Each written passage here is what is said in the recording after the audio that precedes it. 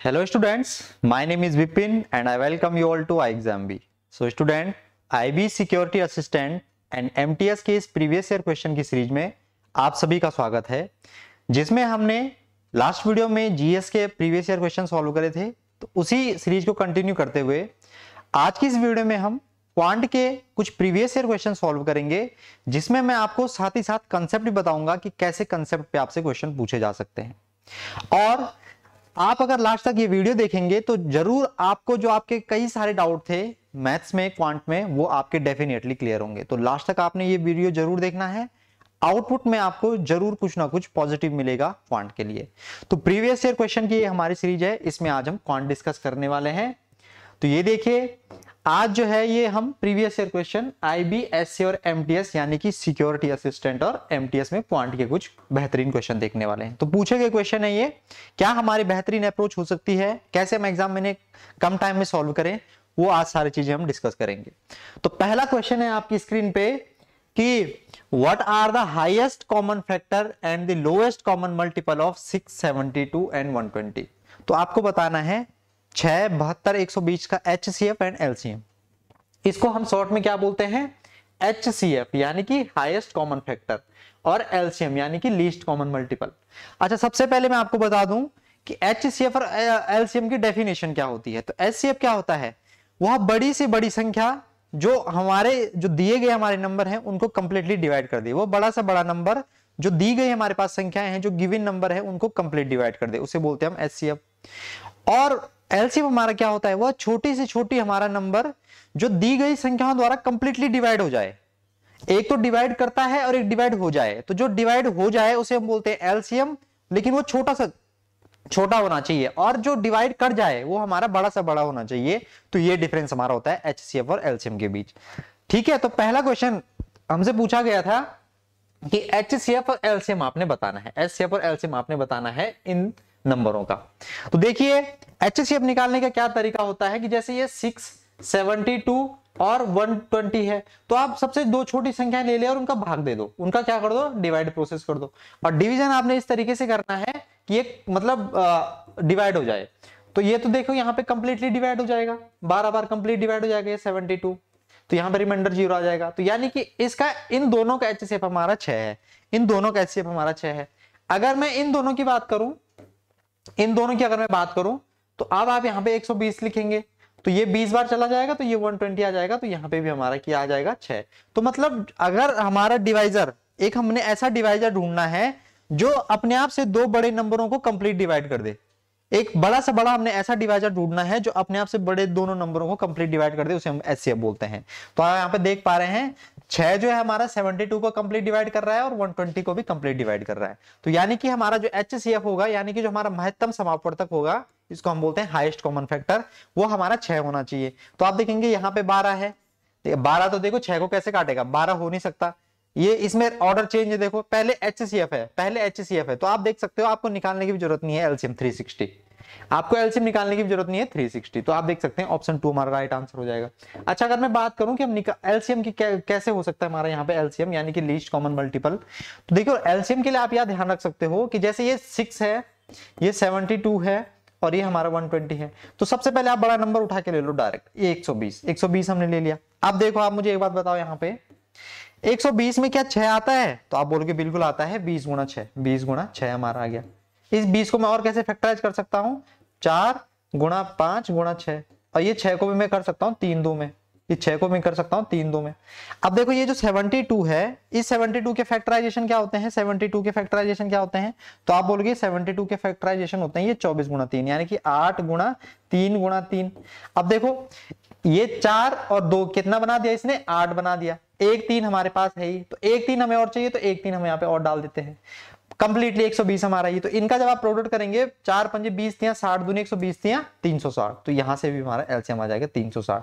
तो ये हमारा थोड़ा एडवांस मेथड होता है। अगर मैं इसके कन्वेंशनल मेथड की बात करूं, तो कन्वेंशनल हम इसके ऐसे निकालते हैं कि 6, 72 और 360, फिर आप इसे भाग देते हैं, 2 से भाग देते हैं 3 बार, 2 से भाग देते हैं कितनी बार, 36 बार चला जाएगा, और 2 से भाग देंगे हम 80 बार, फिर ऐसे इसे 2 से भाग देते जाएंगे। तो जब ऐसे ऐसे आप भाग देते जाएंगे तो यहाँ पे जो मल्टीपल बनते जाएंगे ना, उनका आप लास्ट में प्रोडक्ट कर देते हैं, लास्ट में उनका आप क्या कर देते हैं, प्रोडक्ट कर देते हैं, तो वो हमारा आंसर आ जाता है। तो ये भी एक बेहतरीन क्वेश्चन आपसे पूछा गया था, खाली छोटा क्वेश्चन है, लेकिन आपको HCF और LCM की डेफिनेशन मालूम होनी चाहिए। मैं फिर से बता देता हूँ, HCF यानी कि हाईएस्ट कॉमन फैक्टर, वो बड़ा से बड़ा नंबर जो हमारे पास गिवन नंबर है उनको कंप्लीट डिवाइड कर दे, यानी कि ये जो HCF हमारा एक डिवाइजर का काम करता है, वो बड़ा से बड़ा नंबर जो दी गए नंबरों को कंप्लीट डिवाइड कर दे। और LCM हमारा क्या होता है, वो छोटा से छोटा नंबर जो दी गए नंबरों से कंप्लीट डिवाइड हो जाए, एक डिवाइड करता है एक डिवाइड हो जाए, जो हो जाए वो छोटा से छोटा होता है और जो डिवाइड कर जाए वो बड़ा से बड़ा होता है। तो ये आपने ध्यान रखना है, this is the basic difference. चलिए अगला क्वेश्चन देखते हैं। ये कह रहा है कि एक क्वाड्रेटिक इक्वेशन है, क्वेश्चन नंबर 2 है हमारे पास। एक पॉलिनोमियल है y is equal to ax square plus bx plus c intersect x axis and y axis at alpha and beta। तो आपको बताना है इसमें कि कौन सा इसमें सही होगा। आपके पास 4 ऑप्शन दिए, तो ये बहुत बेसिक सी बात है, मैं आपको यहाँ पे सारी चीजें बता देता हूँ। ये हमारी एक स्टैंडर्ड क्वाड्रेटिक इक्वेशन होती है, ax square plus bx plus c is equal to 0। ये हमारी एक स्टैंडर्ड क्वाड्रेटिक इक्वेशन होती है। इसमें अगर सम ऑफ रूट, अगर इस इक्वेशन के रूट्स, यानी कि इस इक्वेशन के रूट अगर अल्फा और बीटा है, रूट्स का क्या मतलब होता है बता सकते हैं आप? रूट्स का मतलब होता है कि अगर मैं यहाँ पे उस x का मान, वो वैल्यू x स्क्वायर है ना ये, तो इस रूट का मतलब ये स्क्वायर है ना स्क्वायर, तो x के 2 मान होंगे, तो एक मान अल्फा है एक मान बीटा है। तो अगर मैं अल्फा और बीटा को यहाँ पे पुट करूंगा तो ये इस इक्वेशन को सेटिस्फाइड कर जाएंगे। तो रूट्स का मतलब होता है कि वो वैल्यू जो इक्वेशन को सेटिस्फाइड कर दे। तो 2 मान है हमारे यहाँ पे पॉसिबल है, अल्फा और बीटा, तो ये इसके क्या है, रूट्स, यानी कि इसके क्या है, ये इसे हिंदी में कहते हैं मूल। अब अगर मैं बात करूं कि यहां पे आपने 2-3 चीजें ध्यान रख लेनी है, इस पे उसने हमसे पूछा बेसिकली सम ऑफ रूट्स पे, सम ऑफ रूट्स यानी कि मूलों का योग, मूलों का योग। तो सम ऑफ रूट्स हमारा होता है बेटा, ध्यान रखना आपने, minus B by A, minus B by A. ये बी और ए क्या है, ये कोफिशिएंट है, ये एक्स का कोफिशिएंट है, ये एक्स स्क्वायर का कोफिशिएंट है।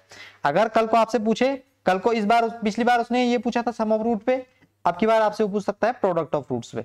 तो प्रोडक्ट ऑफ रूट्स हमारे क्या होते हैं, यानी कि alpha into beta, alpha into ये क्या है हमारा, ये है हमारा अल्फा प्लस बीटा, ये हमारा अल्फा प्लस बीटा है प्रोडक्ट ऑफ रूट। और ये हमारा क्या है, ये हमारा सम ऑफ रूट है, ये हमारा प्रोडक्ट ऑफ रूट है, ये होता है हमारा सी बाई ए, ये हमारा क्या होता है, सी बाई ए। तो ये 2 बातें आपने ध्यान रखनी है क्वाड्रेटिक इक्वेशन में। ये हमारी स्टैंडर्ड क्वाड्रेटिक इक्वेशन है, ये हमारा सम ऑफ रूट होता है, ये हमारा प्रोडक्ट ऑफ रूट होता है। श्रीधराचार्य फॉर्मूला आप जानते हैं, minus B plus minus under the root B square minus 4ac upon 2a। तो ये भी आप जानते हैं, ये आपको आना चाहिए, ये श्रीधराचार्य फॉर्मूला हमारा होता है। देखिए इसमें उसने हमसे पूछ रखा था बेसिकली सम ऑफ रूट, उसने हमसे पूछ रखा था, तो प्रोडक्ट ऑफ रूट हमारा c बाई ए होता है, इसने a बाई सी लिख रखा है, तो ये तो हो नहीं सकता। अल्फा बटे बीटा ये नहीं हो सकता है, तो alpha plus beta minus B by A, आप यहाँ पे देख सकते हैं ऑप्शन ए हमारा राइट आंसर होगा इसके बिहाफ पे। तो यही पूछना हमसे चाह रहा था कि सम ऑफ रूट इसमें क्या होगा, बेसिकली यही हमसे पूछना चाह रहा था। अगला क्वेश्चन देखते हैं। अगला क्या है, अगर 2 लीनियर इक्वेशन है, अच्छा लीनियर इक्वेशन आप जानते हैं जिनकी मैक्सिमम पावर 1 होती है, जिस इक्वेशन में वेरिएबल की मैक्सिमम पावर 1 होती है उसे लीनियर इक्वेशन बोलते हैं, जिस इक्वेशन में वेरिएबल की मैक्सिमम पावर 2 होती है उसे क्वाड्रेटिक इक्वेशन बोलते हैं, जिसमें मैक्सिमम पावर 3 होती है उसे क्यूबिक इक्वेशन बोलते हैं। तो लीनियर इक्वेशन हमारे पास एक इक्वेशन ये है और एक इक्वेशन ये है, और ये हमारी कंडीशन है, ये हमारी कंडीशन है। तो ये किसकी कंडीशन होती है, तो ये कंडीशन होती है हमारी कोइंसिडेंट लाइन की, कोइंसिडेंट लाइन की। Which of the following true about the two equation? तो सीधी सी बात है, ये जो कंडीशन होती है ना हमारी a by D is equal to B by E is equal to C by F, यानी कि जब हम इसे इक्वल कर देते हैं तो ये कंडीशन होती है हमारी किसकी, कोइंसिडेंट लाइन की, कोइंसिडेंट लाइन की, यानी कि ऑप्शन हमारा 2 इसका राइट आंसर हो जाता है। यूनिक सॉल्यूशन उसमें क्या डज नॉट इक्वल टू आ जाता है, और इंटरसेक्टिंग लाइन जैसे आप जानते हैं ये इंटरसेक्टिंग में हम उसको इक्वल कर देते हैं। तो ये आपने ध्यान रखना, एक बहुत हल्का सा क्वेश्चन है हमारा। अब इसमें आपसे जैसे पूछा गया था कि हिंदी में मैंने लिखा नहीं है, इसमें कुछ ज्यादा ध्यान देने की जरूरत आपको है नहीं। Roots of the quadratic equation, यानी कि इस समीकरण के आपको मूल निकालने हैं, इस समीकरण के आपको मूल निकालने हैं। कैसे निकालेंगे आप बताओ, क्या हमारे पास तरीका होना चाहिए कि आप इसके मूल निकाल पाए? अच्छा आप मुझे एक बात बताओ कि जैसे आपके पास क्वाड्रेटिक इक्वेशन है कोई ax square plus bx plus c is equal to 0, ये एक हमारी क्वाड्रेटिक इक्वेशन है, ठीक है। क्वाड्रेटिक हमने कैसे बोला, क्योंकि वेरिएबल की मैक्सिमम पावर 2 है। अगर मैं श्रीधराचार्य फॉर्मूला का यूज करूं, that is minus B plus minus under the root B square minus 4ac upon 2a, अगर मैं धराचार्य फॉर्मूला का उपयोग करूं यहाँ पे, तो क्या मैं इसके रूट्स निकाल सकता हूं? तो आप बोलोगे बिल्कुल निकाल सकते हो। तो आप क्या कर सकते हो, यहाँ पे देखो b का वैल्यू क्या हो जाएगा, b का वैल्यू यहाँ पे हो जाएगा 1, b का वैल्यू हो जाएगा 1, c का वैल्यू कितना हो जाएगा -528, a का वैल्यू कितनी हो जाएगा 2, तो आप इसमें पुट करेंगे तो आपको आसानी से मिल जाएगा। लेकिन थोड़ा मैं आपको अगर आपको मैं एडवांस लेके जाऊं इसमें, तो इसका एडवांस वर्जन ये है कि जैसे 2x² है ना, 2x² plus x minus 5 to 8 is equal to 0, ये हमारे पास गिवन है भाई।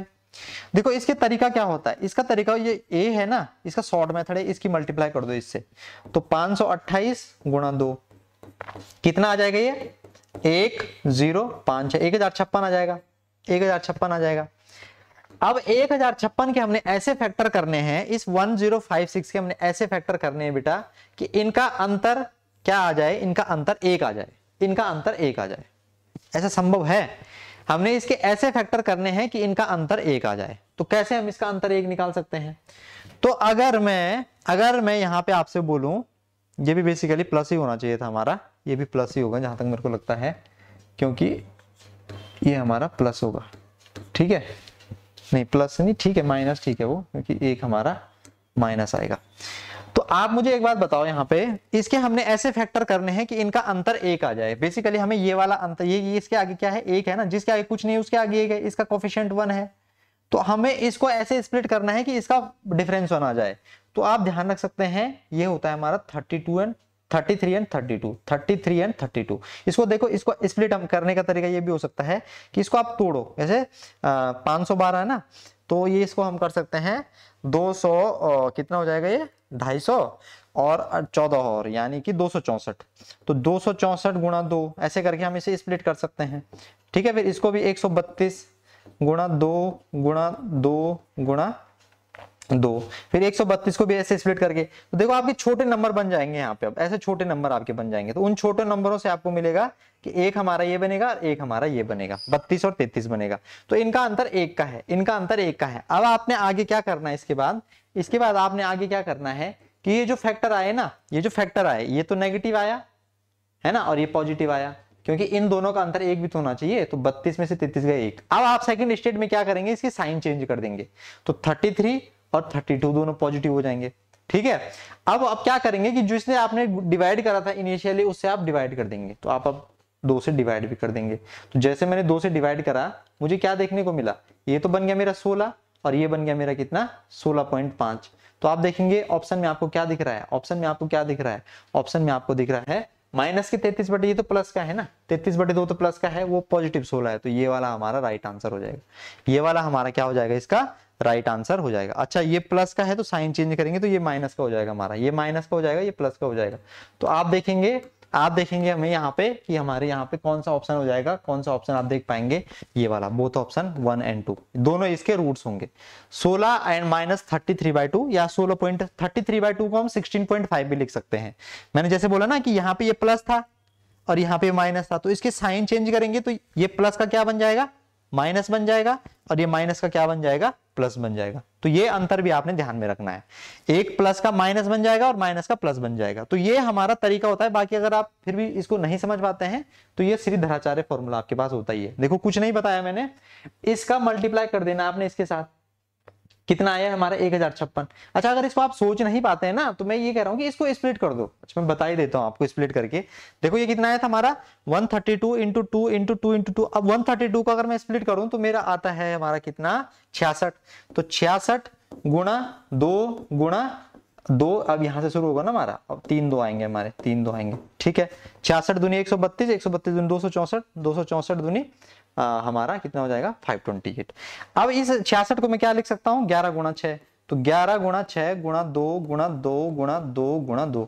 अब छोटे नंबर आ गए ना, अब इन छोटे नंबरों से आपने सोचना है कि मैंने 2 नंबर ऐसे बनाने हैं जिनका अंतर 1 हो। तो आप देखेंगे अगर मैं इस 11 को ले लूं, ठीक है, और इसके अंदर क्या छुपा है, इसके अंदर 3 और 2 छुपा है, 3 दूनी 6, और इस 3 को मैं ले लूं तो 11 3 33। और अब हमारे 2 का 2 बच गए, एक ये 2 एक ये 2 एक ये 2 एक ये 2 एक ये 2, 2 दूनी 4 दूनी 8 दूनी 16 दूनी 32। तो आगे ना 33 और 32 जो मैंने आपको डायरेक्ट बताया। तो ये भी आप सोच सकते हैं, ये भी आप सोच सकते हैं, जो 33 और 32 आए ये मैंने आपको बिल्कुल फैक्टराइज करके बता दिए हैं। तो अगर इसको आप डायरेक्टली नहीं सोच पाते हैं तो इसका फिर आप फैक्टराइज करें, और फैक्टराइज करके आप बताएं कि इनका अंतर या जोड़ करके हमें इस x का कोफिशिएंट मिलना चाहिए। तो जब मैंने इनका देखा इनको कि 33 में से अगर मैं 32 घटाऊंगा तो मुझे 1 मिलेगा, तो इस प्रकार से मैंने इसे सॉल्व कर दिया, ठीक है। फिर मैंने साइन चेंज करे। तो ये बातें अगर आप सारी ध्यान रखेंगे तो चीजें आपके लिए समझना आसान हो जाएगी। आपसे पूछा है कि आपको बताना है इकाई का अंक क्या होगा, यूनिट डिजिट आपको बताना है। कैसे करेंगे आप?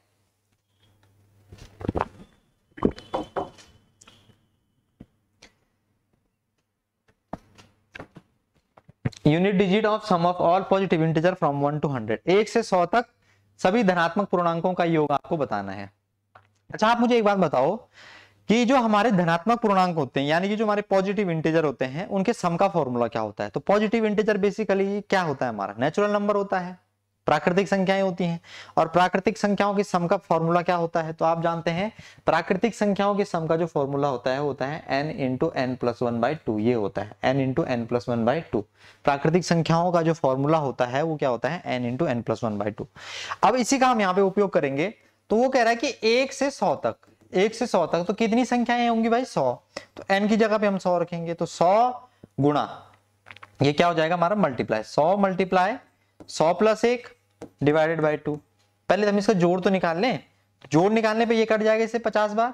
तो 50 गुणा 101, 50 गुणा 101। अब देखो, अगर आप थोड़ा सा भी इंटेलिजेंट हैं, थोड़ा सा भी आप अपना दिमाग चला पाते हैं, तो यहाँ पे आपसे यूनिट डिजिट पूछिए। उसने आपसे ये नहीं पूछा कि इसका सम कितना होगा, इसने यूनिट डिजिट पूछी है। तो यूनिट डिजिट किस बात पर डिपेंड करेगी? किसी भी संख्या की यूनिट डिजिट अगर मैं लिखूं कि 14 गुणा 12, तो 14 गुणा 12 कितना होता है भाई? 14 140, 14 दूनी 28, यानी कि 168 होता है, 168 होता है। अब अगर मैं आपसे पूछूं कि इस प्रोडक्ट का यूनिट डिजिट कितना है, तो आपका जवाब होगा सर इस प्रोडक्ट का यूनिट डिजिट है 8। तो मैं क्या आपसे शॉर्ट में ये भी बोल सकता हूं कि अगर मैं इन दोनों की मल्टीप्लाई कर दूं, यानी कि इसका यूनिट डिजिट और इसका यूनिट डिजिट, तो मुझे यूनिट डिजिट मिल जाएगा। तो 4 दूनी 8। तो यानी कि यूनिट डिजिट डिपेंड करती है, अगर किसी भी प्रोडक्ट या सम की यूनिट डिजिट आपको बतानी है तो वो करती है यूनिट डिजिट पे, उस संख्या की यूनिट डिजिट पे वो निर्भर करती है। तो यहाँ पे यूनिट डिजिट देखेंगे आप कितनी है? 0। यहाँ पे यूनिट डिजिट देखेंगे आप कितनी है? 1। तो इसका मतलब अगर मुझे इसका यूनिट डिजिट निकालना है तो मुझे खाली 0 1 की मल्टीप्लाई करके मैं बता सकता हूँ कि इस प्रोडक्ट का जो यूनिट डिजिट होगा वो कितना होगा? 0 होगा। इस प्रोडक्ट का जो यूनिट डिजिट होगा वो कितना होगा? 0 होगा। तो डायरेक्टली आप पूरे को आपको मल्टीप्लाई करने की जरूरत नहीं है कि आप बैठ गए कि 50 गुणा 101 करने में, तो बेटा बहुत टाइम खप जाएगा आपको। तो जब आपसे यूनिट डिजिट पूछा है तो क्या मतलब है फिर पूरे का मल्टीप्लाई करने का? तो ये बातें अगर आप ध्यान रखेंगे तो डेफिनेटली आपको एग्जाम में हेल्प होगी। और ये क्या है? हमारा एक सेट है किसका? पॉजिटिव इंटीजर का। तो ये चीजें आपने ध्यान रखनी है, ठीक है। चलिए, 5वां क्वेश्चन हमारा हो गया। अगले क्वेश्चन की तरफ चलते हैं। इस क्वेश्चन का आपने ये ट्रिग्नोमेट्री का आपसे क्वेश्चन पूछा गया है, क्या इसकी अप्रोच होगी?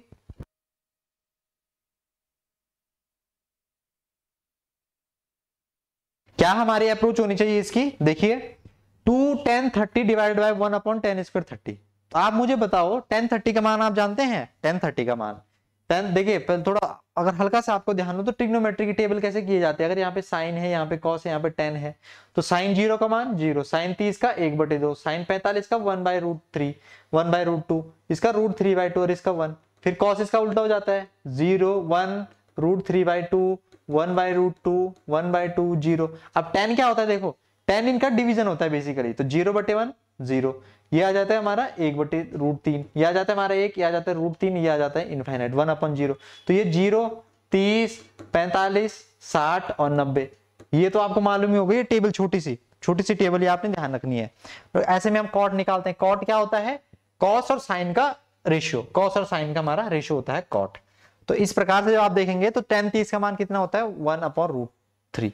तो ये 1/√3 आ गया अपॉन 1/√3 टू 1 प्लस 1/√3 का होल स्क्वायर मतलब 1/3। तो जब आप इसे सॉल्व करेंगे ये आएगा 2/√3।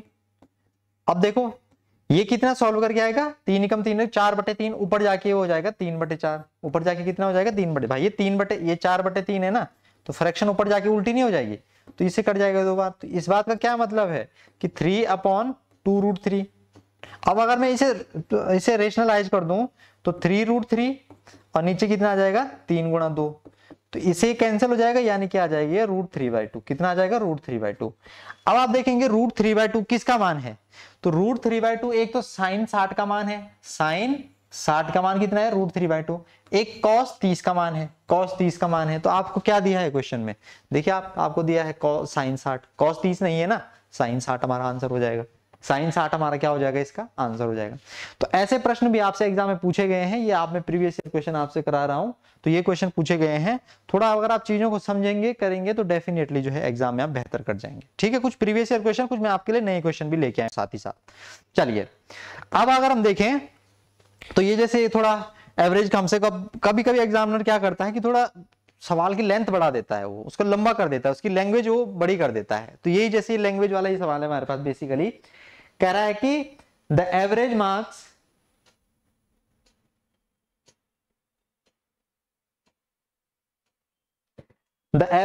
of 10 student in a class is 45. If another student come to the class, then average of marks is increased by 3. What will be the marks of new student? तो देखिए क्या तरीका हो सकता है इसका। एक से बेसिक मेथड तो यही है कि आप जानते हैं कि अगर मैं सम की बात करूं, सम की, तो सम हमारा क्या होता है कि जितना हमारा एवरेज होता है और जितना हमारा नंबर होता है उसकी अगर मैं मल्टीप्लाई कर दूं तो मुझे क्या मिलता है, सम मिलता है। सम, अच्छा एवरेज क्या होता है हमारा, सम अपॉन नंबर। एवरेज हमारा क्या होता है, सम अपॉन नंबर। तो सम की अब मैं बात करूंगा तो नंबर की मल्टीप्लाई एवरेज के साथ हो जाएगी। तो अगर मैं इस कंसेप्ट, ये हमारा कन्वेंशनल कंसेप्ट है इसका, तो पहले की जो 10 बच्चे हैं उनकी टोटल हमारी जो एवरेज अंक, टोटल अंक कितने हो जाएंगे, तो आप बोलोगे 45 एवरेज है, 10 उनका क्या है टोटल नंबर बच्चे हैं, तो 450 हमारे उनके टोटल नंबर हो जाएंगे, 450 उनके टोटल नंबर हो जाएंगे। अगर मैं बात की बात करूं, बात की बात में क्या हुआ कि एक बच्चा और आ गया, यानी कि और एवरेज 3 बढ़ गया, यानी कि 48 हो गया, और बच्चे कितने हो गए 11। तो 11 8 88 8, 11 चौके 44 और 8 कितने होते हैं हमारे 52, 528। तो ये जो 450 से 528 हुए, ये क्यों हुए, क्योंकि एक बच्चा नया आया। तो उस नए बच्चे का हम आसानी से निकाल देंगे इनका अंतर निकाल के। तो अब अंतर अगर आप देखेंगे तो अंतर आ जाएगा हमारा 78 का, तो 78 उस बच्चे के नंबर हो जाएंगे। तो ये तो कन्वेंशनल मेथड है, ये तो कन्वेंशनल मेथड है।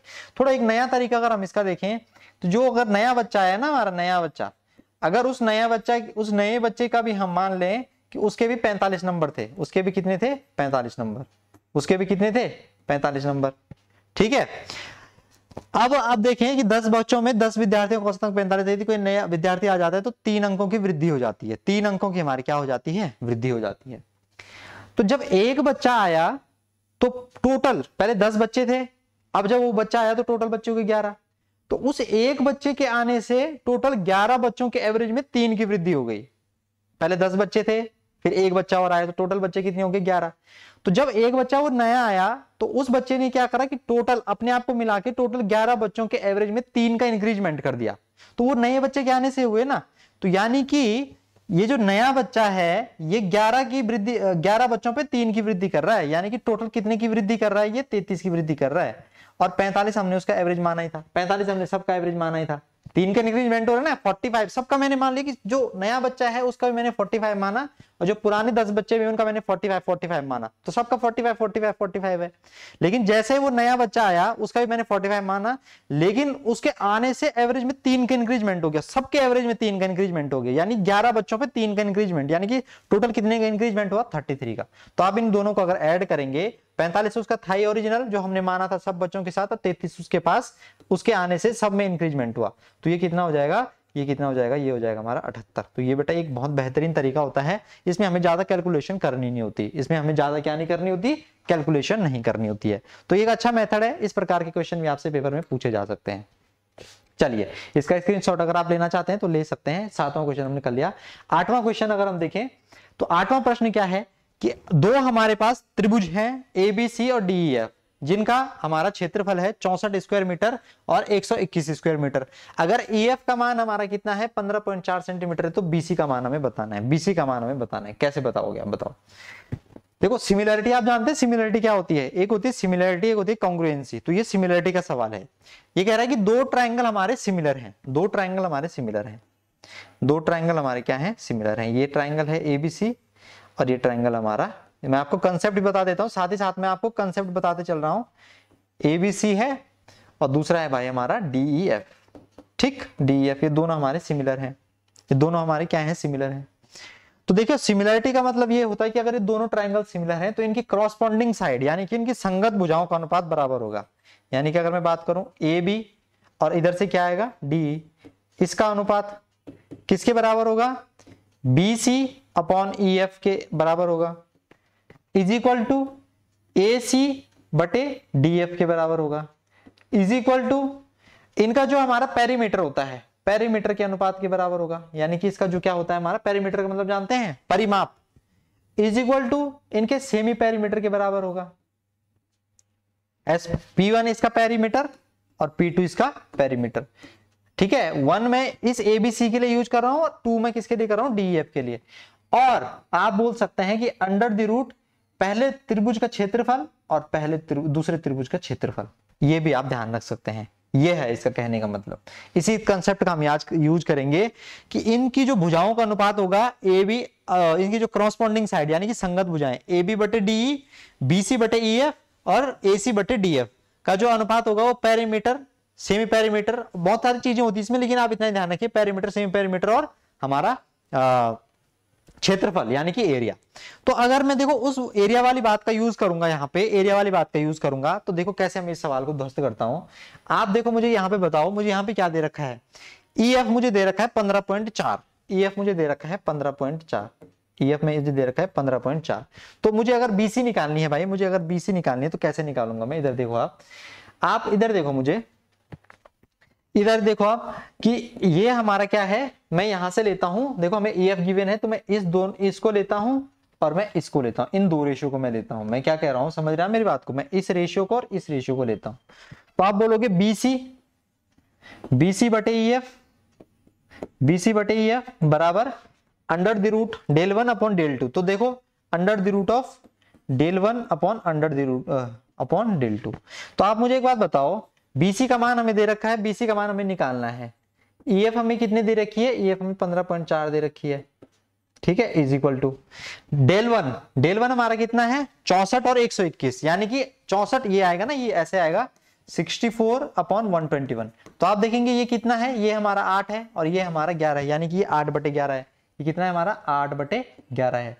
तो बस यहां से आप कैलकुलेट करके इसका वैल्यू, अब अगर 11 का वैल्यू हमारा कितना है यहाँ पे 15.4 है, यानी कि 11 कम 11 चौके 44, 14 से मल्टीप्लाई हो रही है, तो 14 8 कितना होता है हमारा 112, यानी कि 11.2 हमारा आंसर आना चाहिए, है ना। यहाँ से आप BC को कैलकुलेट करेंगे, तो 11.2 आएगा, 11.2 आएगा। भाई मैंने कैसे करा, मैंने ऐसे कैलकुलेशन करा कि इस 11 की वैल्यू 15.4 है, यानी कि कितने से मल्टीप्लाई हो रही है 14 से मल्टीप्लाई हो रही है 1.4 से, तो इस 8 को भी मैं 14 से मल्टीप्लाई करूंगा तो BC की जगह पे कितना आएगा 11.2। तो आप देखेंगे ये वाला हमारा ऑप्शन 3 इसका अप्रोप्रिएट राइट आंसर हो जाएगा। तो ये मैंने सिमिलरिटी की कुछ आपको बहुत सारी चीजें बता दी हैं, इन चीजों का आप ध्यान रखेंगे तो डेफिनेटली एग्जाम के अंदर आपको चीजें सॉल्व हो जाएंगी। ठीक है, लेकिन उसके लिए सिमिलरिटी आपको आनी चाहिए कि सिमिलरिटी मैंने इसमें कैसे लगाई। चलिए स्क्रीनशॉट ले सकते हैं आप, इसका प्रीवियस ईयर आया हुआ क्वेश्चन है। अब क्या पता इस बार आपको ये वाली साइड दे दे या और आपसे ये वाली साइड पूछ ले, या ये वाली साइड दे दे और ये वाली साइड पूछ ले। अब और इसके स्थान पे ये जो हमारा ये है और ये है, इसके स्थान पे हमें वो पेरीमीटर दे सकता है। ठीक है, तो पेरीमीटर दे सकता है, तो पेरीमीटर का हमारा सिंपल होता है रेशियो। चलिए अब ये क्वेश्चन हमारा किसका है, हाइट एंड डिस्टेंस का है। The angle of elevation of the top of a tower from a point on ground which is 30 metre away, ठीक है 30 मीटर दूर है, टू फुट दी अवे। अच्छा इसको, ये हमारा क्या है, ये 30 मीटर एंगल ऑफ एलिवेशन, ये 30 डिग्री है ना, ये 30 डिग्री है हमारा, ये इंग्लिश में गलत हो रखा है, हिंदी में ठीक है। और ये जो है हमारा 30 मीटर है, कितनी मीटर दूर है 30 मीटर दूर। तो आपको देखो हिंदी में देख लो, जमीन पर एक बिंदु से एक टावर के शीर्ष का उन्नयन कोण 30 डिग्री है। चलिए इसको बनाते हैं, जमीन पे ये है ना, जमीन पे एक बिंदु है हमारा। चलिए पहले इसको क्या करते हैं हम, जैसे जैसे बोल रहा है वैसे वैसे लिखते जाते हैं, फिर आपको कंफ्यूज नहीं होगा। जमीन पर एक बिंदु से एक टावर के शीर्ष का उन्नयन कोण 30 डिग्री है।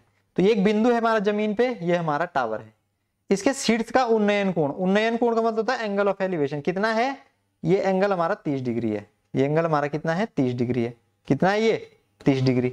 ठीक है, ये जमीन का वो बिंदु है और ये टावर है हमारा, ये टावर का क्या है टॉप है। तो इस टॉप पे वो कितने डिग्री का कोण बना रहा है, इस टॉप पे वो हमारा कितने डिग्री का कोण बना रहा है, इस टॉप पे बना रहा है हमारा वो 30 डिग्री का एंगल। कितने डिग्री का एंगल बना रहा है 30 डिग्री का एंगल। ठीक, अब देखिए आप, मीनार के 5 से 30 मीटर की दूरी पर है और ये दूरी हमारे 30 मीटर है। मतलब ये जो हमारा फुट होता है ना, यानी कि ये जो हमारी ये है हमारा ये टावर है, टावर का जो हमारा बेस है, इस बेस से और इस बिंदु तक की जो डिस्टेंस है वो 30 मीटर है। वो कितनी है 30 मीटर है। तो आपसे पूछिए टावर की ऊंचाई, आपको ये हाइट निकालनी है। तो देखो इसका सबसे बढ़िया तरीका होता है इसमें टेन थीटा लगा दो, टेन थीटा लगा दो। टेन थीटा क्या होता है हमारा, अगर मैं ये हमारा थीटा है बेसिकली, तो टेन थीटा अगर मैं इसमें लगाऊंगा तो आप बोलोगे tan theta is equal to हमारा क्या होता है परपेंडिकुलर अपॉन बेस, यानी कि लंब बटे आधार। टेन थीटा की जगह पे कितना है 30 डिग्री है, 30 डिग्री। परपेंडिकुलर हमारा कितना है निकालना है, बेस हमें कितना दे रखा है 30 दे रखा है। तो टेन थीटा हमारा होता है एक रूट तीन, टेन 30 हमारा होता है एक रूट तीन बटे एच 30। अब यहां से जब मैं इसकी मल्टीप्लाई करूंगा तो एच की वैल्यू मेरी कितनी आएगी, एच की वैल्यू मेरी कितनी आएगी, तो आप बोलोगे एच की वैल्यू आपकी आएगी 30 बटे रूट तीन, 30 बटे रूट तीन। अगर मैं रेशनलाइजेशन कर देता हूं तो ये 3 बन जाएगा और इसे काट जाएगा 10 बार, तो 10 रूट तीन हमारी इसकी हाइट आ जाएगी। हाइट कितनी आ जाएगी 10 रूट तीन। देखेंगे आप ये वाला ऑप्शन जो है ऑप्शन 2 हमारा इसका एप्रोप्रिएट राइट आंसर हो जाएगा। बाकी देखो ये तो मैंने आपको कन्वेंशनल तरीके से बताया, डायरेक्टली थीटा के सामने जो हाई, अगर ये एंगल 30 डिग्री है तो 30 के सामने हमारा जो अनुपात होता है वो 1 रूट तीन होता है, 1 रूट तीन। तो 30 अगर रूट तीन की जगह पे 30 है तो 1 की जगह पे कितना हो जाएगा 30 बटे रूट तीन, 30 बटे रूट तीन। भाई अगर रूट तीन की जगह पे हमारा 30 है तो 1 का वैल्यू यहां से कितना होगा 30 बटे रूट तीन, 30 बटे रूट तीन, और यही 1 का वैल्यू तो हमें निकालना है। तो इस 30 बटे रूट तीन को हम क्या लिख सकते हैं 10 रूट तीन, जैसे मैंने आपको बताया रूट तीन से रेशनलाइजेशन करने पे। और अगर यहाँ पे 60 होता, अगर इसकी जगह पे 60 डिग्री एंगल होता तो तब ये रेशियो क्या होता है टेन 30 का मान रूट थ्री होता है, तो रूट थ्री अपॉन 1 और ये 2, ये रेशियो आप ध्यान रख सकते हैं तीनों रेशियो, यहाँ पे भी ये 2 होता है। ठीक है, तो अगर 30 है तो 1 रूट तीन, और अगर 60 है तो रूट तीन और 1, उल्टा हो जाता है 30 और 60 के केस में। 30 है तो परपेंडिकुलर 1 होगा और 60 है तो परपेंडिकुलर 3 होगा, बाकी 1 3 और 1 3 आपस में ये चलता जाता है। तो इस प्रकार के क्वेश्चन भी आपसे पेपर में पूछे जा सकते हैं। अगला प्रश्न देखिए, कैसे इसका आंसर बताएंगे भाई हम। कह रहा है कि 3 पुरुष और 2 महिलाएं एक साथ एक काम को मिलकर 8 दिन में खत्म कर सकती हैं, जबकि 7 पुरुष और 2 महिलाएं मिलकर 4 दिन में खत्म कर सकती हैं। समान कार्य को 16 दिन में करने के लिए कितनी महिलाओं की आवश्यकता होगी। अब बताओ कैसे करेंगे हम इसे। अब M1D1 जानते हैं ना आप, M1D1W1 वाला अप्रोच। तो देखो इसको हम ऐसे करेंगे कि 3 पुरुष और 2 महिलाएं, तो 3 पुरुष और 2 महिलाएं मिलकर किसी काम को कितने दिन में खत्म करती हैं, किसी काम को मिलकर 8 दिन में खत्म करती हैं। पहले हमें उसका रेशियो भी तो निकालना पड़ेगा। और सेम काम को 7 पुरुष और 2 महिलाएं मिलकर 4 दिन में खत्म करती हैं। 7 पुरुष मिलकर और 4 महिलाएं मिलकर 4 दिन में खत्म करती हैं, है ना, 4 दिन में समाप्त कर सकती हैं। तो पहले इसका तो वो तो निकाल लो रेशियो, 4 दूनी 8 हो जाएगा, ये 6p प्लस कितना आ जाएगा, ये 6p प्लस 4m, और यहां से आ जाएगा हमारा ये 7p प्लस ऑफ 2m। तो इसको जब मैं कैलकुलेट करूंगा भाई तो ये उधर चला जाएगा, ये उधर आ जाएगा, तो 2m की वैल्यू कितनी आ जाएगी p, यानी कि अगर मैं महिला और पुरुष की क्षमता की बात करूं तो उनकी क्षमता यानी कि उनकी जो कार्य क्षमता है वो 1:2 में है। उनकी जो कार्य क्षमता है वो कितनी है 1:2 में है। अब मैं टोटल वर्क निकाल लेता हूं, तो टोटल वर्क आप यहां से निकालो चाहे वहां से निकालो, तो टोटल वर्क हमारा कितना हो जाएगा 3 दूनी 6 और 2 8, 8 छके 3, 3 दूनी 6 हो जाएगा, ये 6 और 2 8, 8 8 64, टोटल वर्क हो जाएगा हमारा 64। अब वो कह रहा है कि समान कार्य को 16 दिन में, 16 दिन में, तो 16 दिन में करने के लिए कितनी महिलाओं की आवश्यकता होगी। तो 16 महिलाओं से अगर मैं काम कराऊंगा 16 दिन में, तो मुझे टोटल एक दिन में 4 काम होना चाहिए, एक दिन में 4 काम होना चाहिए। ठीक है, अब महिलाएं एक महिला एक दिन में एक काम करती है, तो कितनी महिलाओं की आवश्यकता हो जाएगी, हमें 4 महिलाओं की आवश्यकता हो जाएगी। ये देख सकते हैं आप, ऑप्शन 3 हमारा राइट आंसर हो जाएगा। भाई टोटल 64 काम है, हम 16 दिन में काम खत्म कराना है, तो एक दिन में 4 काम करना होगा, और एक महिला एक दिन में एक ही काम करती है, तो 4 महिलाओं को अगर हम जोड़ेंगे तभी तो एक दिन में 4 काम होगा हमारा। तो महिलाओं की आवश्यकता कितनी हो जाएगी हमारी, 4 महिलाओं की हमारी आवश्यकता हो जाएगी। तो ये भी बेहतरीन क्वेश्चन है। कौन से कंसेप्ट पे बेस है ये, M1D1 H1 upon W1 is equal to M2 D2 H2 upon W2। तो ये जो अगर आप 2 कंसेप्ट देखेंगे तो ये कंसेप्ट पे ये सवाल हमारा 20 है, पूछा जा सकता है आपसे एग्जाम में। अब ये पार्टनरशिप का सवाल है, क्वेश्चन नंबर 11। कैसे करेंगे आप, क्वेश्चन नंबर 11 आपसे पूछा गया है। Reyansh and Sahil started business investing 14,000 and 18,000 respectively, what is the Sahil share out of the total profit. कुछ नहीं होता इसमें। पार्टनरशिप क्या है, पार्टनरशिप है हमारा कि जो प्रॉफिट होगा वो इन्वेस्टमेंट और टाइम के प्रोडक्ट के बराबर होगा। जो हमारा प्रोडक्ट प्रॉफिट होगा यानी कि जो हमारा लाभ होगा, जितनी हमारी पूंजी है निवेश करने के और जितना हमारा टाइम है, इन दोनों का अगर हम गुणा कर दें तो हमारा प्रॉफिट बनता है। तो प्रॉफिट का रेशियो डायरेक्टली डिपेंड करता है इन्वेस्टमेंट और टाइम पे। तो इस सवाल को अगर हम देखें तो इन्होंने 14,000 और 18,000 लेके बिजनेस शुरू करा, 14,000 लेके और 18,000 लेके इन्होंने बिजनेस शुरू करा, ठीक है, और 96,000 रुपए का कुल लाभ में से। तो इसमें तो टाइम का कोई रोल नहीं है, तो टाइम तो इक्वल ही है ना। तो ये हमारी इन्वेस्टमेंट है। तो अगर मैं प्रॉफिट की बात करूं तो प्रॉफिट हमारा इन्वेस्टमेंट टाइम होता है। टाइम में 1 साल मान भी लेता हूं दोनों का, तो इनके प्रॉफिट का अनुपात कितना हो जाएगा, प्रॉफिट का अनुपात कितना हो जाएगा, प्रॉफिट का अनुपात हो जाएगा 7:9। प्रॉफिट का अनुपात कितना हो जाएगा इनका, 7:9 हो जाएगा, प्रॉफिट का अनुपात 7:9 हो जाएगा। अब ये प्रॉफिट टोटल हुआ कितना, 96,000 हुआ।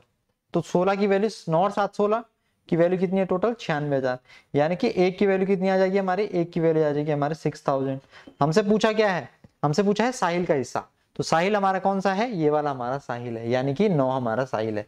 तो 9 6 54,000 हमारा आंसर हो जाएगा। ऑप्शन 3 हमारा राइट आंसर हो जाएगा।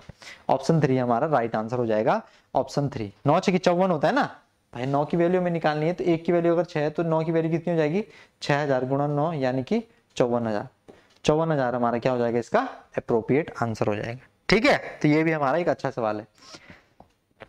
अब ये हमारा अलजेब्रा का क्वेश्चन है कि अगर if 2p upon P square minus 2p plus 1 is equal to 1/4 है तो p does not equal to 0 है, तो आपको बताना है इसका मान, P square plus 1 upon P square का मान आपको बताना है। कैसे करेंगे हम, क्या अप्रोच होगी। देखिए अलजेब्रा का सवाल है, हमें पी स्क्वायर हमें चाहिए P square plus 1 upon P square. तो अगर मुझे ये चाहिए तो सबसे पहले मुझे इसके लिए किसकी जरूरत है, p प्लस 1 अपॉन पी की जरूरत है। तो मुझे ये निकालना है सबसे, मतलब मुद्दा मेरा क्या है कि मुझे p प्लस 1/p निकालना है कैसे न कैसे करके। तो कैसे निकालूंगा मैं p प्लस 1/p, देखिए ये इक्वेशन है हमारी 2p/p square minus of 2p plus of 1 is equal to 1/4। अगर मैं इस इक्वेशन को उल्टा कर देता हूं तो उल्टा यानी कि रिवर्स कर देता हूं, मैं न्यूमिनेटर को डिनोमिनेटर और डिनोमिनेटर को न्यूमिनेटर बना देता हूं, तो ये बन जाएगा हमारा, ये बन जाएगी हमारी 4/1। कितनी बन जाएगी ये बन जाएगी हमारी 4/1। ठीक है, ये बन जाएगी हमारी 4/1। अब देखो अगर मैं इस इक्वेशन को, अगर मैं इस पूरी इक्वेशन को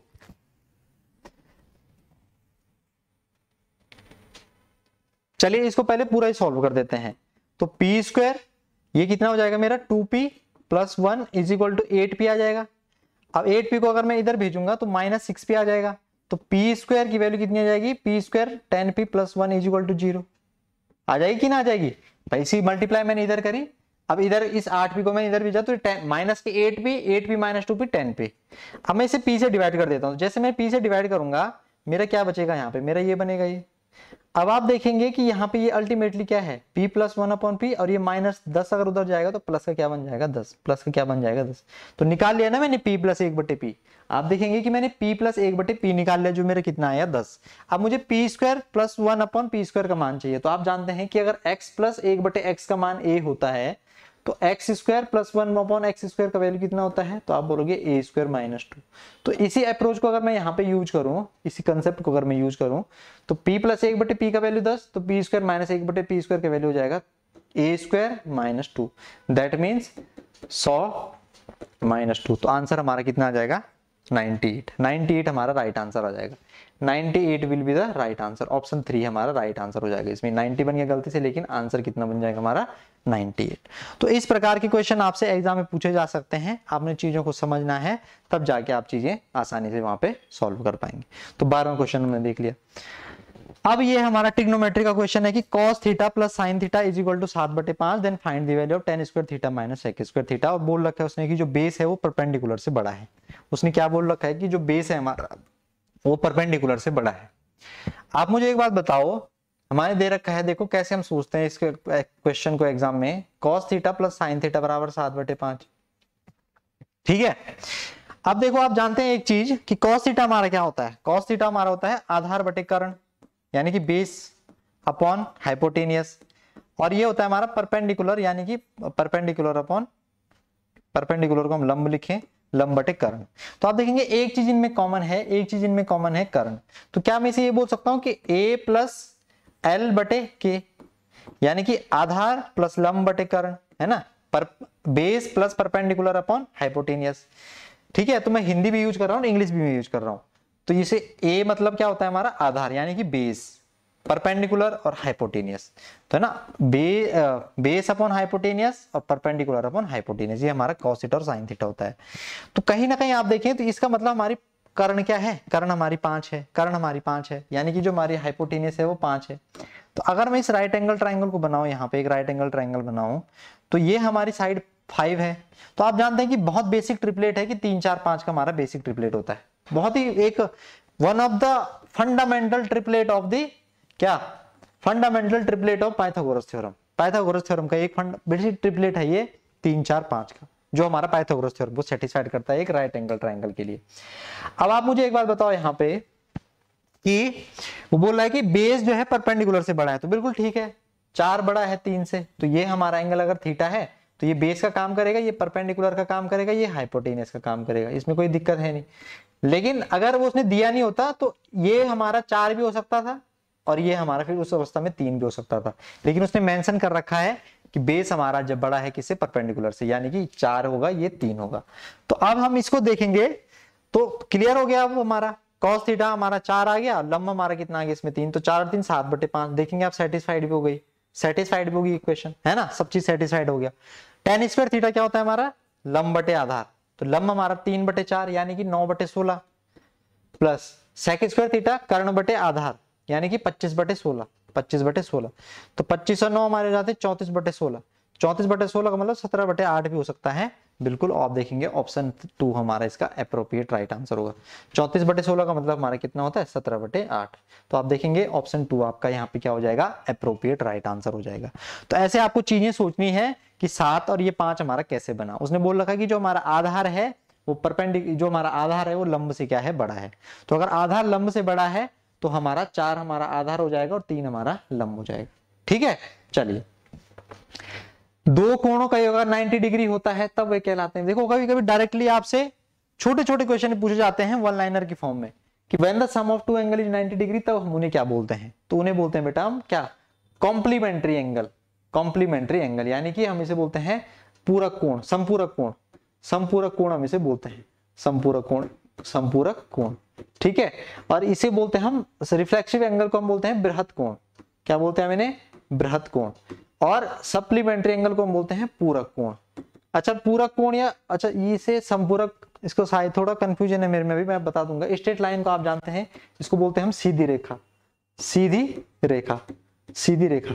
तो शायद सप्लीमेंट्री को हम संपूरक बोलते हैं, सप्लीमेंट्री को हम हिंदी में संपूरक बोलते हैं। इसमें मुझे थोड़ा डाउट नहीं है, अब क्लियर हो गया है, इसको मैं मिटा देता हूं।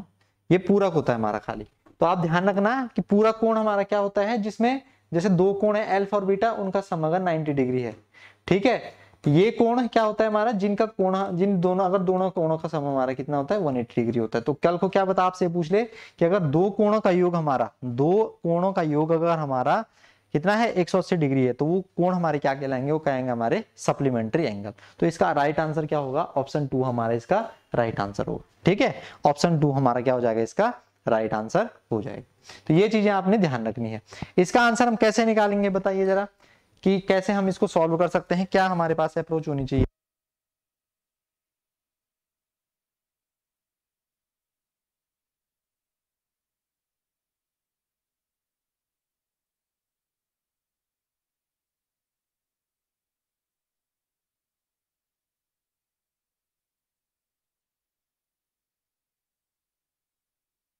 तो आपको बताना है, आपको बताना है इसमें एक एंगल पी का मान, इस एंगल का आपको मान बताना है, इस एंगल का, इस एंगल का। तो बिल्कुल ठीक था हमारा, ये हमारा पूरक ही होता है कॉम्प्लीमेंट्री, और ये हमारा सप्लीमेंट्री संपूरक होता है। चलिए तो देखिए इसमें हमें मान निकालना है इस पी एंगल का। तो देखो इसको करने का क्या तरीका होगा, सबसे सरल तरीका क्या है इसको करने का। तो मैं क्या करता हूं, पहले इसको मिटाता हूं, और आप जानते हैं कि अगर दो रेखाएं पैरेलल हैं तो उनके बीच का आपको पता है कि किस किस प्रॉपर्टी से हम निकाल सकते हैं। तो मैंने एक बीचों बीच इसकी लाइन ड्रॉ कर दी, फिर बीचों बीच मैंने एक लाइन ड्रॉ कर दी, बीचों बीच मैंने एक लाइन ड्रॉ कर दी, और ये जो लाइन है ना, ये पी क्यू लाइन मैंने मान ली, ये मैंने मान ली M N line, M N line, M let's ये पॉइंट हमारा टी है, ये पॉइंट हमारा एस है। तो ये जो टी आर लाइन है ना, टी आर लाइन, ये टी आर लाइन के पैरेलल मैंने बनाई एक लाइन एम एन, और as well as S O के पैरेलल मैंने बनाई क्या, एम एन। ये लाइन जो है मेरी दोनों रेखाओं की क्या है, समांतर है, पैरेलल है। तो बेटा अगर ये एंगल हमारा ये एंगल हमारा 140 डिग्री है। तो आप जानते हैं किस प्रॉपर्टी से होता है हमारा, कि अगर ये एंगल हमारा, ये जानते हैं ना आप कि अगर ये दो कोण ऐसे हैं और ये एंगल हमारा 40 डिग्री है तो ये एंगल 140 डिग्री होगा, इसको बोलते हैं हम संगत कोण।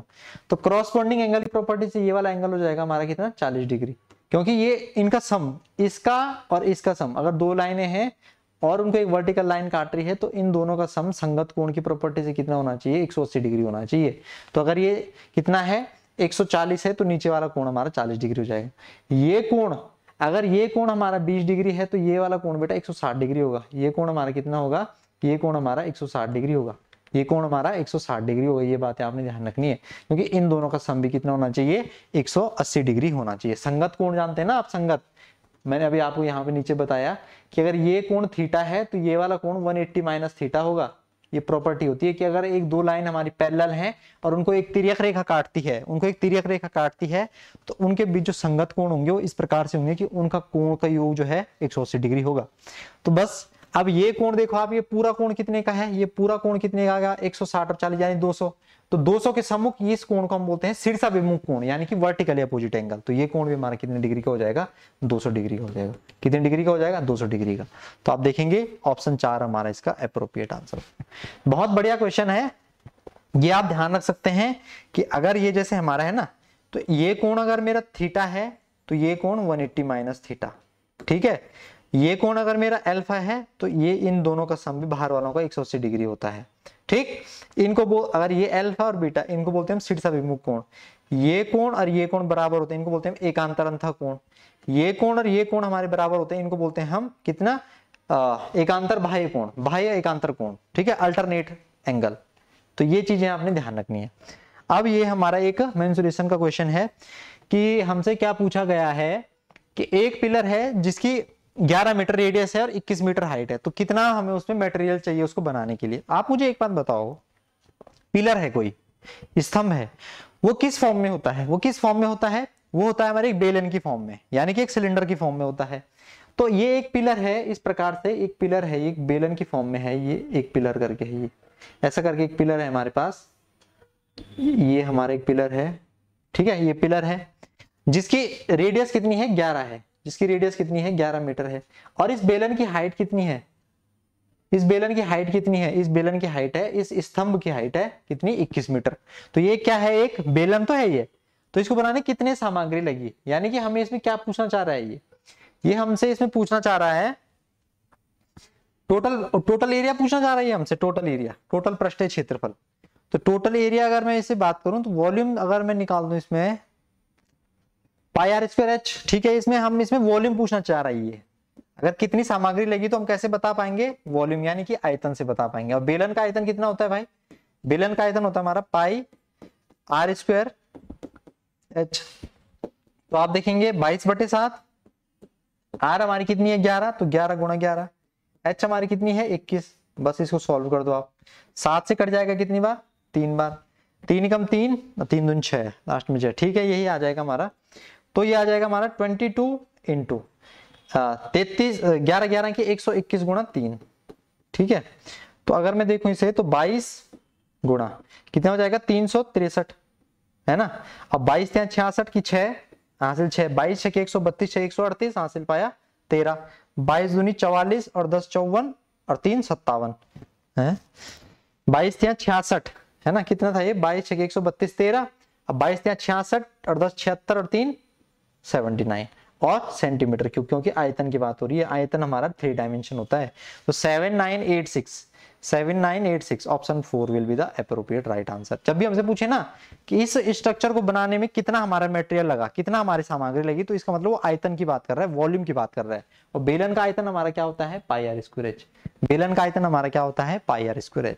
तो इसको मैंने प्रॉपर देखा आपको, ये आप देखेंगे ना 11 गुणा 11 मैंने क्यों लिखा, आर और एच हमें दे रखी थी। तो ये चीजें आपने ध्यान में रख के चलनी है। अगला प्रश्न देखते हैं, ये हमारा टाइम स्पीड एंड डिस्टेंस का सवाल है। क्या पूछ रहा है हमसे कि एक आदमी जो है एक सर्टेन डिस्टेंस को 10 किलोमीटर प्रति घंटा से चलता है, अगर वह अपनी गति 5 किलोमीटर प्रति घंटा बताता है तो it takes him 27 hour to walk the same distance की बात हो रही है इसमें, सेम डिस्टेंस की। तो उसने पूछा हमसे कि उसने शुरुआत में कितना समय लिया था, इनिशियली उसने कितना टाइम लिया था। तो आप मुझे बताओ, अगर उसने पूछा हमसे कि इनिशियली उसने कितना समय लिया था तो कैसे करेंगे हम इसे, क्या हमारे पास अप्रोच होगी। तो देखिए एक कंसेप्ट मैं आपको बताना चाहता हूं यहाँ पे। कंसेप्ट इसमें ये होता है भाई कि अगर आपकी डिस्टेंस सेम है, अगर आपकी डिस्टेंस सेम है तो जो स्पीड और टाइम का रेशियो होगा रिवर्स होगा। ये आप ध्यान रख सकते हैं। ये कई बार मैं कंसेप्ट बताता हूं, बताते बताते मैं कई बार ये आपको बता दिया है कि अगर डिस्टेंस सेम है, क्या क्या सेम है, डी सेम है। अगर डी सेम है, डी, तो ये कंसेप्ट बहुत कारगर होता है कि जो हमारी स्पीड होती है यानी कि जो हमारी गति होती है और जो हमारा क्या होता है टाइम होता है यानी कि जो हमारा समय होता है, उनका आपस में क्या होता है, रिवर्स रेशियो होता है। क्या होता है, रिवर्स रेशियो होता है, यानी कि व्युत्क्रमानुपाती होते हैं उनका अनुपात, उनका रिवर्स का क्या होता है, रिवर्स रेशियो उनका होता है। तो ये बात आप ध्यान रख के चलनी है, ठीक है। तो इसी चीज को हम यहाँ पे लगाएंगे। अगर डिस्टेंस वो सेम चलता है तो पहले उसकी स्पीड और बाद में उसकी स्पीड। तो पहले देखिए इनिशियली उसकी स्पीड कितनी थी, इनिशियली उसकी स्पीड 10 थी, अब उसने 5 बढ़ा दी है तो बाद में उसकी स्पीड कितनी हो जाएगी, 15 हो जाएगी भाई। भाई पहले स्पीड 10 थी, बाद में उसने 5 बढ़ा दी तो अब स्पीड कितनी हो जाएगी, स्पीड 15 हो जाएगी। अगर स्पीड 15 हो जाएगी तो यहाँ पे मुझे आप अनुपात बताओ, तो आपका जवाब होगा सर अनुपात होगा 2:3। तो टाइम का अनुपात क्या हो जाएगा, टाइम का अनुपात हो जाएगा 3:2। टाइम का अनुपात कितना हो जाएगा, 3:2। अब वो देखो आप यहाँ पे, तो उसे इतनी दूर चलने में 27 घंटे लगते हैं। कितने टाइम उसे लगता है, 27 उसे आवर्स लगते हैं। 27 अगर उसे आवर लगते हैं तो आप देखेंगे बेटा जब वो बाद में चलता है तो हमारे हिसाब से उसे 2 टाइम लग रहा है। तो इस 2 की वैल्यू कितनी है, 27 है। 2 की वैल्यू 27 है, यानी कि यहाँ पे मल्टीप्लाइंग फैक्टर है हमारा 13.5। मल्टीप्लाइंग फैक्टर कितना है, 13.5। तो उसने हमसे पूछा है इनिशियल उसने कितना टाइम लगेगा, यानी कि हमें 3 की वैल्यू निकालनी पड़ेगी। तो 13 × 39 और डेढ़ हमारा कितना हो जाएगा, 40.5 घंटे। कितना, 40.5 घंटे। आप देखेंगे ऑप्शन 4 हमारा इसका अप्रोप्रिएट आंसर होगा। ऑप्शन 4 हमारा क्या हो जाएगा, इसका अप्रोप्रिएट राइट आंसर हो जाएगा। तो कहने का ये मतलब है कि अगर डिस्टेंस सेम है तो स्पीड और टाइम का रेशियो क्या होता है, रिवर्स होता है। स्पीड और टाइम का रेशियो क्या होता है हमारा, रिवर्स होता है। तो ये चीजें अगर आप ध्यान रखेंगे तो डेफिनेटली आपको इंप्रूव देखने में मिलेगा। अगला प्रश्न, ये हमारा ज्योमेट्री का है, सर्कल का क्वेश्चन है। क्या कह रहा है हमसे कि अगर हमारे पास, देखिए करते हैं इस सवाल को, कैसा बहुत बढ़िया क्वेश्चन है ये। ऐसे सवाल जब आपसे पूछे जाएं तो बस आप कुछ चीजें ध्यान में रख के चलें, जैसे मैं आपको जो अभी बता रहा हूं। कह रहा है कि if A B C are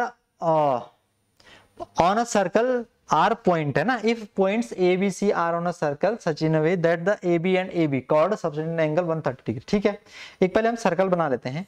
ये हमारा एक सर्कल है, ठीक है, ये हमारा एक सर्कल है। तो ये ए करके हमारा कुछ एक सर्कल है, इसको थोड़ा, ये हमारा एक सर्कल है, ये हमारा क्या है, एक सर्कल है। ठीक है, ये मिल क्यों नहीं रहा है यार, ये हमारा एक सर्कल है,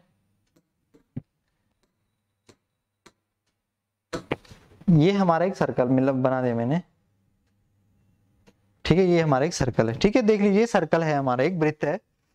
अब यहां पे कह रहा है कि 3 पॉइंट है इस प्रकार से कि ए पॉइंट हमारा क्या है, ये पॉइंट हमारा ए है, ये पॉइंट हमारा बी है और ये पॉइंट हमारा सी है। 3 पॉइंट है सर्कल पे ए बी सी।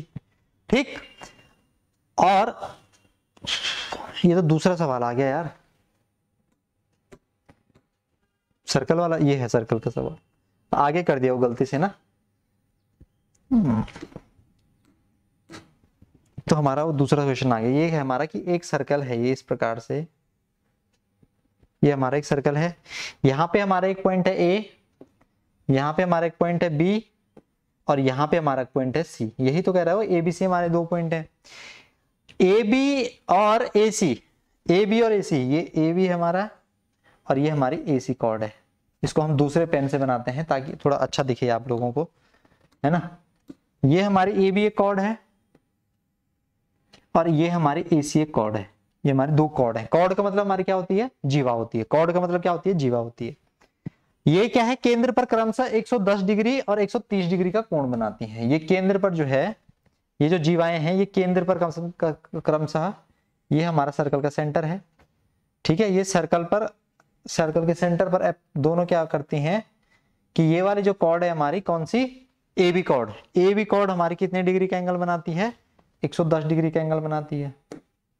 और जो हमारी ए सी कॉर्ड है ये हमारे कितने डिग्री का एंगल बनाती है, ए सी कॉर्ड। ए सी कॉर्ड हमारा 130 डिग्री का एंगल क्रिएट करती है। ठीक है भाई, यहां तक किसी कोई डाउट है, ये अभी उतना ही किया हमने जितना क्वेश्चन हुआ है। अब वो हमसे कह रहा है कि BAC का मान, हमें ये वाला एंगल बताना है, ये वाला एंगल, ये वाला। कैसे बताएंगे हम ये वाला एंगल, बताओ। इस वाले एंगल को बताने के लिए हमारे पास क्या अप्रोच होनी चाहिए, कुछ है इसकी अप्रोच? तो आप बोलोगे सर बिल्कुल हमारे पास अप्रोच है कि अगर मैं, अच्छा ये वाला मुझे एंगल बताओ कि अगर ये वाला इसका कॉम्प्लेक्स पूरा एंगल 360 डिग्री का होता है ना, तो अगर ये वाला एंगल आपका 140 डिग्री का है, कितना है ये 240, तो ये वाला कितना बचेगा 120 डिग्री बचेगा, ये वाला कितना बचेगा 120 डिग्री बचेगा। ठीक है, तो अगर ये वाला एंगल हमारा 120 डिग्री बनेगा, ये वाला एंगल मेरा अगर 120 डिग्री बनेगा, तो क्या मैं इस वाले एंगल की बात बता सकता हूं आपको? तो आप बोलोगे बिल्कुल बता सकते हो। तो आप मुझे एक बात बताओ,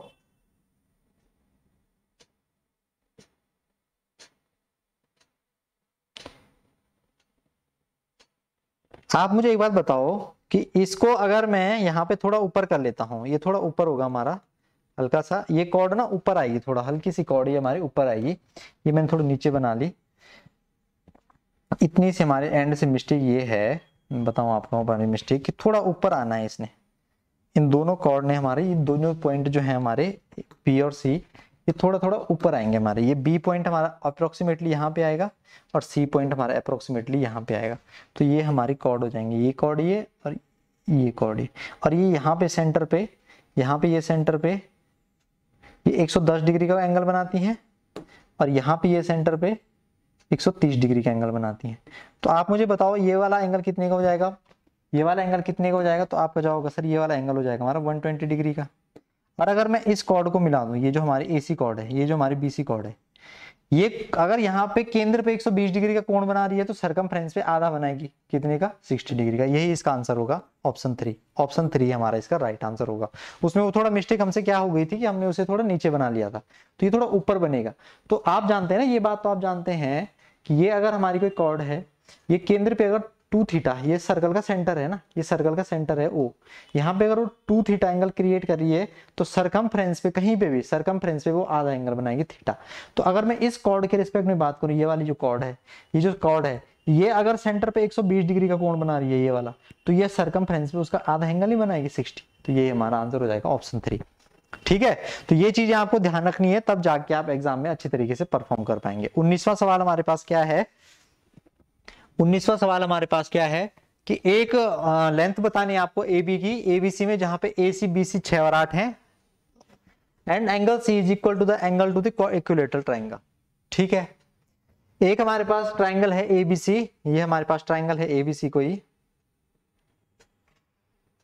ठीक है, ये हमारे पास एक ट्रायंगल है ABC, ABC एक ट्रायंगल है जिसमें ABC में AC हमारी 8 है, AC हमारी कितनी है 8 है, BC हमारी 6 है, BC हमारी 6 है, angle C is equal to the angle of equilateral triangle. भाई एंगल C कितना होगा कोई बता सकता है मुझे? कह रहा है कि इक्विलेटरल ट्रायंगल के एंगल के बराबर होगा, तो इक्विलेटरल ट्रायंगल में सारे एंगल 66 के होते हैं, तो ये वाला कोण हमारा 60 डिग्री का होगा। तो हमसे पूछा क्या है उसने, हमसे पूछा है उसने कि आपको बताना है लेंथ ऑफ AB, इसकी लेंथ हमें बतानी है, इसको मैं x मान लेता हूं। देखिए जब भी आपको कभी किसी साइड की लेंथ बतानी हो ना, तो एक चीज आपके माइंड में जरूर आनी चाहिए, that is cosine rule, that is cosine rule. और कोसाइन रूल क्या होता है, कोसाइन रूल अगर ये हमारा ट्रायंगल है ABC, ये अगर हमारा A साइड है, ये हमारा B एंगल है, ये हमारा C एंगल है, ABC है, तो कोसाइन रूल से हम अगर मुझे इस x की वैल्यू निकालनी है, और ये हमारा, ये लेट्स से हमारा y है और ये हमारा z है, तो कोसाइन रूल कैसे लगता है, cos A is equal to Y square plus of Z square, जो हमें निकालना होता है उसको माइनस कर देते हैं, और फिर दो चीजों का प्रोडक्ट उसकी आजू बाजू वाली साइड का 2 से मल्टीप्लाई, तो ये हमारा कोसाइन रूल होता है। तो इसी का अगर हम यहाँ पे प्रयोग करेंगे, तो मैं एंगल C के रिस्पेक्ट में लगाता हूं, तो cos 60 डिग्री, ठीक है, cos 60 डिग्री आजू बाजू वाली साइड, यानी कि 8 square plus of 6 square minus of हमें निकालना है x स्क्वायर, नीचे कितना आ जाएगा 2 गुणा 8 गुणा 6, 2 गुणा 8 गुणा 6।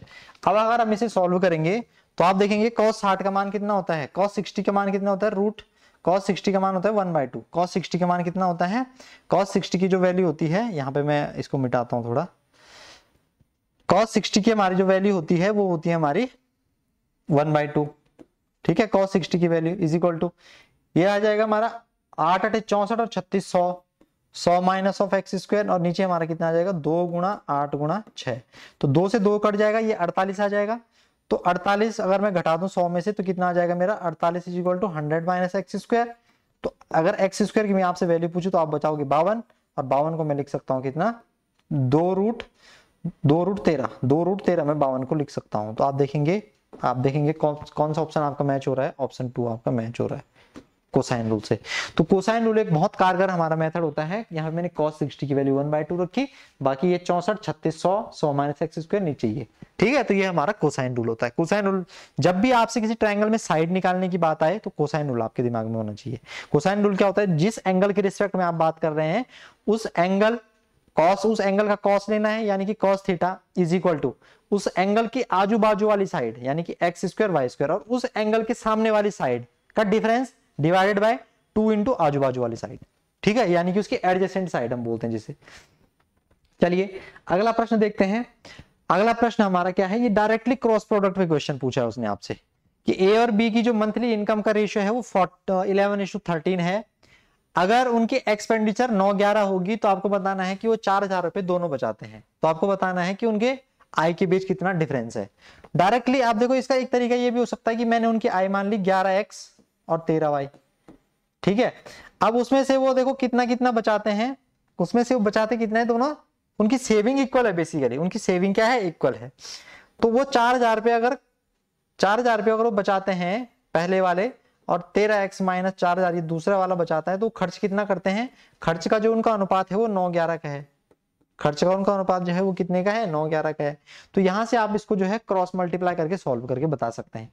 लेकिन मैं आपको क्या बताना चाह रहा हूं, मैं आपको बताना चाह रहा हूं इसका क्रॉस प्रोडक्ट मेथड। देखिए वो क्या होता है, वो बेसिकली इसी का संशोधित रूप है कि 11-13 उनकी आई थी, 9-11 उनका भी था, और बचाते कितना है वो, ये भी 4000 बचाता है, ये भी 4000 बचाता है। तो देखिए क्रॉस प्रोडक्ट कैसे काम करता है, इस दोनों की मल्टीप्लाई, 13 9 117 और 11 की 121, अंतर देखो कितने का है, अंतर है 4 का, divided by is equal to 9 चौकी 36 11 चौकी 44, तो अंतर कितने का है 8000 का, अंतर कितने का है 8000 का। तो एक की वैल्यू कितनी हो जाएगी 2000, एक की वैल्यू कितनी हो जाएगी 2000। उसने हमसे उनके अंतर पूछा है, उनके बीच का अंतर पूछा है आय के बीच का, तो आय उनकी 11 और 13 है, तो 2 की वैल्यू कितनी हो जाएगी, 2 की वैल्यू जाएगी हमारे 4000, 2 की वैल्यू कितनी हो जाएगी हमारे 4000। ऑप्शन 4 हमारा राइट आंसर हो जाएगा इसका, ऑप्शन 4 हमारा राइट आंसर हो जाएगा। तो इसे बोलते हैं बेटा क्रॉस प्रोडक्ट मेथड, इसे बोलते हैं क्रॉस प्रोडक्ट मेथड। लगाते कैसे इसे, पहले ऊपर वालों का और बड़ी में से छोटी वैल्यू घटानी है, ध्यान रखना है इसमें। तो बड़ा मेरे 100 इसमें कितना था 121 था, 117 घटा दिया, और फिर नीचे वाले का नीचे रेशियो के साथ, तो इसे हम क्रॉस प्रोडक्ट मेथड बोलते हैं, ठीक है। बाकी अगर आप इससे भी करेंगे तो इससे भी आपका x का मान कितना आएगा 2000 आएगा। आपसे इनका अंतर पूछा है तो 2x का मान आपका कितना आ जाएगा, 2x का मान आपका आ जाएगा 4000। जैसे भी आप करें आपके आंसर में कोई परिवर्तन नहीं होने वाला है। अगला प्रश्न अलजेब्रा का सवाल है, x प्लस वाई प्लस 3 बराबर 0 है, तो बताइए कि X cube plus Y cube minus 9xy plus 9 का वैल्यू क्या होगा। तो देखिए कुछ नहीं है इस क्वेश्चन में, डायरेक्ट हिट एंड ट्रायल अगर आप लगाएंगे तो खत्म हो जाएगा सवाल। अगर ये इक्वेशन हमें एनी हाउ सेटिस्फाइड करानी है तो मैं x का वैल्यू अगर -2 रखूं, y का वैल्यू अगर मैं -1 रखूं, तो z का वैल्यू हमारे पास, z की जरूरत है नहीं हमें, तो हमारी इक्वेशन सेटिस्फाइड हो जाएगी। देखिए कैसे होगी, -2 -1 और +3 बराबर 0, तो -3 + 3 बराबर 0। तो यानी कि x और y का वैल्यू जब मैं -2 और -1 रखता हूं तो मेरा काम हो जाएगा, डायरेक्ट पुट कर दो, यहाँ पे कुछ करना ही नहीं है। 2 का क्यूब कितना हो जाएगा -8 लेकिन प्लस 1 का क्यूब -1 माइनस 9 गुणा XY यानी कि प्लस माइनस माइनस प्लस हो जाएगा, तो ये माइनस का 9 ही रहेगा, -9 दूनी 18 है ना, ये माइनस का 2 माइनस का 1 प्लस ऑफ 9, तो ये कितना आ जाएगा मेरा -1 -9 आ जाएगा माइनस ऑफ। आप मुझे बताओ, देखो ये तो बना देगा +1 और 9 दूनी 18 यानी कि माइनस के 18 यहाँ पे हमारा आएगा, अब प्लस के 9, तो ये कैंसिल हो जाएगा भाई, माइनस का 18 हमारा आंसर आ जाएगा। ऑप्शन 4 हमारा इसका राइट आंसर आ जाएगा। बहुत आसान क्वेश्चन था, डायरेक्टली हमारा वैल्यू पुटिंग। आपने इसमें ज्यादा चीजें सोचनी है कि मैं इसका क्यूब करूं या कुछ करूं, क्यूब का में अगर फंसेंगे बेटा आप तो बहुत लंबा चल जाएगा ये। डायरेक्ट कुछ नहीं सोचना आपने, डायरेक्ट वैल्यू पुटिंग कर दो ना, जब दिख रहा है तो कि एक्स वाई का वैल्यू ये है, एक इक्वेशन है 3 वेरिएबल, एक को अगर 0 भी मान लो तो एक्स का वैल्यू -3 आ जाएगा, डायरेक्ट एक्स का वैल्यू -3 आ जाएगा, खत्म है ना, खत्म ये तो x क्यूब की वैल्यू -3 यानी कि कितना आ जाएगा माइनस के 27 प्लस 9, तो कितना आ जाएगा ये माइनस के 18। ये भी आप कर सकते हैं भाई। एक इक्वेशन है 3 वेरिएबल है, एक इक्वेशन है 2 वेरिएबल है, एक वेरिएबल एक्स्ट्रा, एक वेरिएबल को मैंने 0 मान लिया, तो जैसे मैंने इसे 0 माना x का वैल्यू -3 आ गया, तो ये 0 हो जाएगा, ये 0 हो जाएगा। यहां से भी ऐसे भी कर सकते हैं, तो दूसरा मेथड भी आप यूज कर सकते हैं। ठीक है, चलिए cot 75 का वैल्यू अगर 2 - √3 है तो आपको बताना है cot 15 का मान। कैसे करेंगे?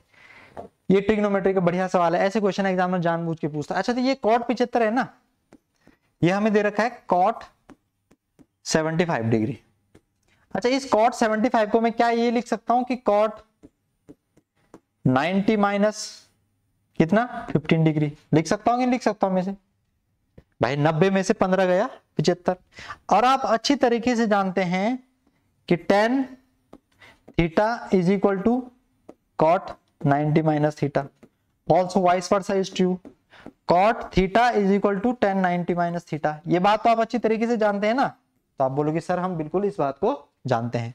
तो इस बात का क्या मतलब है? इस बात का मतलब ये कि कहीं ना कहीं tan 15 डिग्री है, कहीं ना कहीं tan 15 डिग्री, और tan 15 डिग्री का मान हमें दे रखा है 2 - √3। भाई ये भी तो ये 2 - √3 है ना, यहां से तो हमने कोई छेड़खानी नहीं करी, 2 - √3। तो tan 15 का मान अगर 2 - √3 है, और आप ये भी जानते हैं कि cot थीटा हमारा क्या होता है, cot थीटा हमारा क्या होता है 1/tan थीटा होता है, 1/tan थीटा होता है।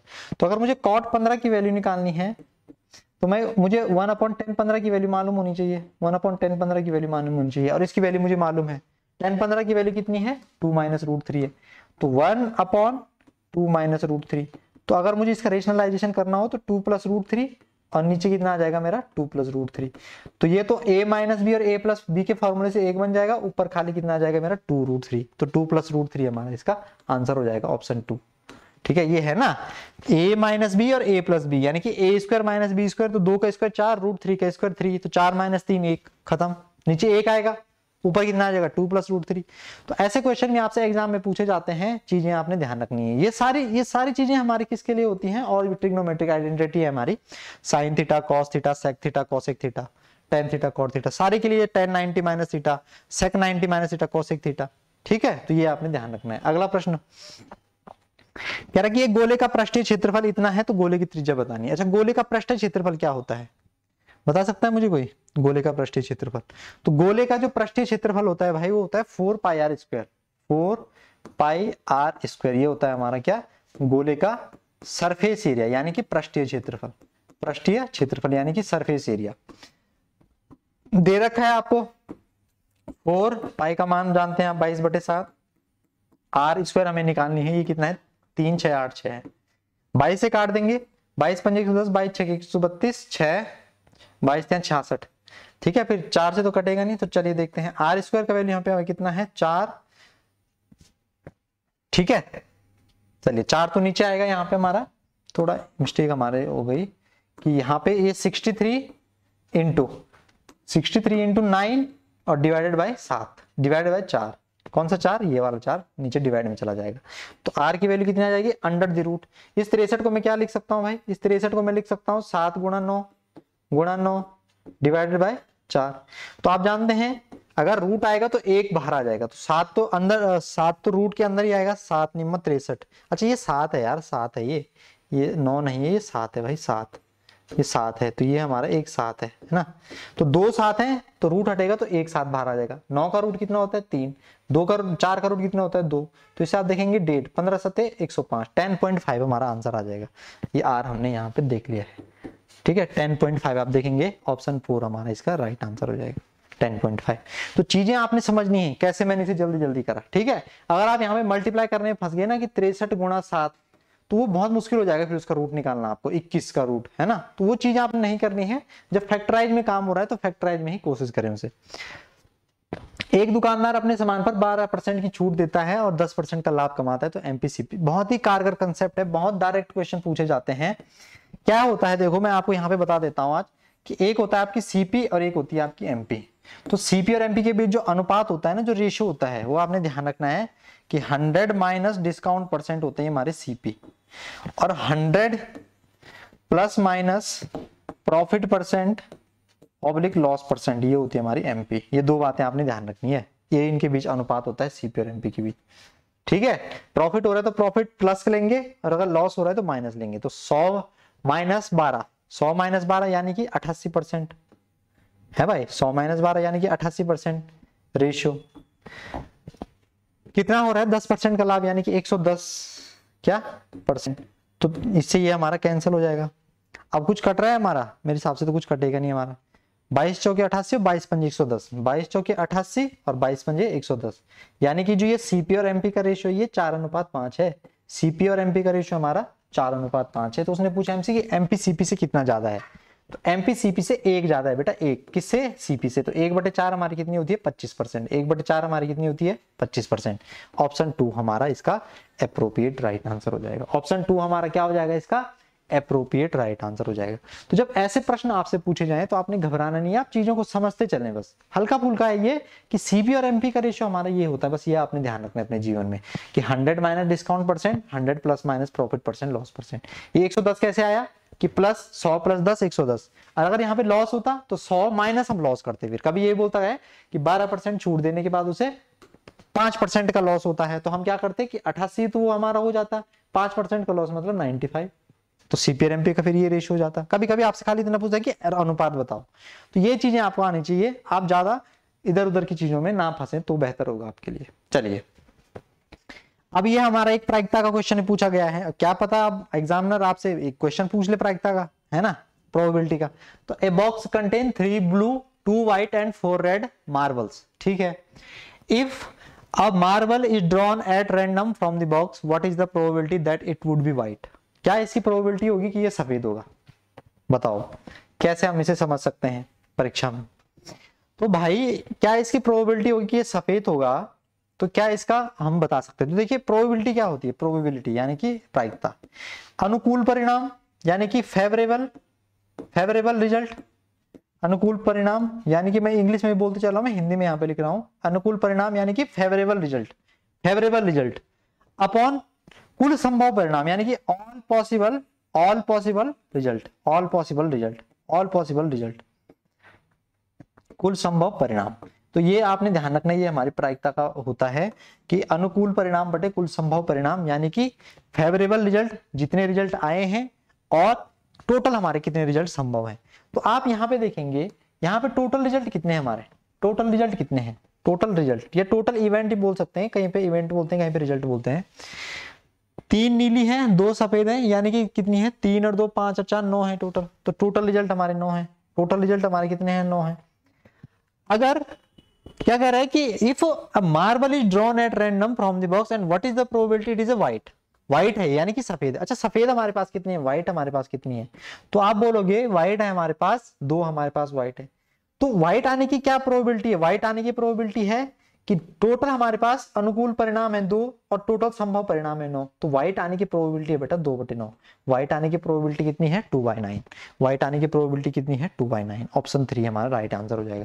अगर आपसे पूछा कि ब्लू आने की प्रोबेबिलिटी बताओ, तो ब्लू कितनी है? 3। टोटल संभव परिणाम कितने हैं? 9। तो ब्लू आने की प्रोबेबिलिटी कितनी हो जाती है? 1/3। आपसे पूछता है रेड आने की प्रोबेबिलिटी, तो रेड कितनी हो जाती है हमारी? 4/9। तो कुछ भी हमसे वो पूछ सकता है, हमें ये ध्यान रखना है कि अनुकूल परिणाम बटे कुल संभव परिणाम, यानी कि favourable result upon total result, यानी कि जो हमारे टोटल इवेंट आए हैं और जो हमारे टोटल इवेंट है उनका जो रेशियो होता है उसे हम बोलते हैं प्रोबेबिलिटी। और अगर आपसे ये पूछे कि ना आने की, अगर वो कहते हैं कि व्हाइट ना आने की प्रायिकता, तो व्हाइट आने की प्रायिकता कितनी है? व्हाइट आने की प्रायिकता 2/9 है। तो व्हाइट ना आने की प्रायिकता हो जाएगी 1 - 2/9। तो 9 आने की जब बात हो तो 1 में से आप उस प्रायिकता को घटा देंगे जो हमारी आई है। जैसे आपसे पूछता है कि ब्लू ना आने की प्रायिकता, तो ब्लू आने की कितनी है? आने की है 1/3। तो 9 आने की कितनी होगी? 1 - 1/3। रेड न आने की प्रायिकता, तो आने की 4/9 है, तो 9 आने की कितनी होगी? 1 - 4/9। तो पहले हम वो करेंगे कि जो आने की है और फिर उसको हम 1 में से माइनस कर देंगे। तो प्रायिकता बेसिकली जो वेरी करती है वो 0 से 1 के बीच वेरी करती है। प्रायिकता 0 से 1 के बीच वेरी करती है। प्रायिकता का मान 0 से 1 के बीच क्या होता है? हमारा संभव होता है। तो ये बात आपने ध्यान रखनी है, तब जाके आप प्रायिकता के क्वेश्चनों को भी सॉल्व कर पाएंगे। तो मैंने आपको 25 क्वेश्चन कराए हैं जो आपके एग्जाम ओरिएंटेड क्वेश्चन है। इसमें मैंने प्रीवियस ईयर क्वेश्चन आपसे मोस्टली लिए हैं, जो प्रीवियस ईयर में कैसे कैसे आपसे प्रश्न पूछे गए। एक दो मैंने कुछ नए सवाल डाले हैं ताकि थोड़ा आपका दिमाग चलना शुरू हो, आपका दिमाग वहीं प्रीवियस ईयर पे ना बैठा रहे एकदम। तो वो कुछ नई चीजें मैंने इसमें डाली हैं ताकि आपका इंटरेस्ट जनरेट हो सके। तो ये हमारा आज का एक बहुत बढ़िया सेशन था जिसमें मैंने आपको टॉप 25 क्वेश्चन कराए हैं एग्जाम ओरिएंटेड आईबी के। तो अगर आपका कुछ भी डाउट क्वेरी होता है तो कमेंट बॉक्स में आपने जरूर लिखना है कि सर हमें ये डाउट है इस क्वेश्चन में, आप हमें बताइए। और अगर मैं आपको ये चीज और भी बताना चाहता हूं कि अगर आप कोर्स के लिए सोच रहे हैं, एक कोर्स लेने की सोच रहे हैं, तो इस कोर्स में हम हमारे एनरोल कर सकते हैं। 10th बेस्ड में हमारा कोर्स है, इसमें हम आईबी का भी और एसएससी का भी सारा चीज जो है कवर कर रहे हैं। तो अगर उसमें आप देखेंगे तो सारी चीजें आपको एक वेल सिक्वेंशियल ऑर्डर में प्रोवाइड की जाती हैं। ठीक है, ये हमारा नंबर है, इस नंबर पे आप जरूर विजिट करें, तो आपको जो है वहां से एक जो भी आपकी क्वेरी होती है वहां पे आप पूछ सकते हैं। तो कोर्स में आप जरूर इनरोल कीजिए हमारे। और दूसरी बात ये हो गई, टेलीग्राम चैनल का आप हमारे ज्वाइन करें, वहां पे हम जो है एग्जाम ओरिएंटेड जो इन्फॉर्मेशन होती है, कंटेंट होता है, वहां पे हम प्रोवाइड करते हैं, तो उसमें भी आप जरूर जुड़ना है। चलिए, और इस वीडियो का मैक्सिमम शेयर करें ताकि जिन भी बच्चों का आईबी सिक्योरिटी असिस्टेंट और एमटीएस का एग्जाम है उनको इस वीडियो के माध्यम से हेल्प हो सके।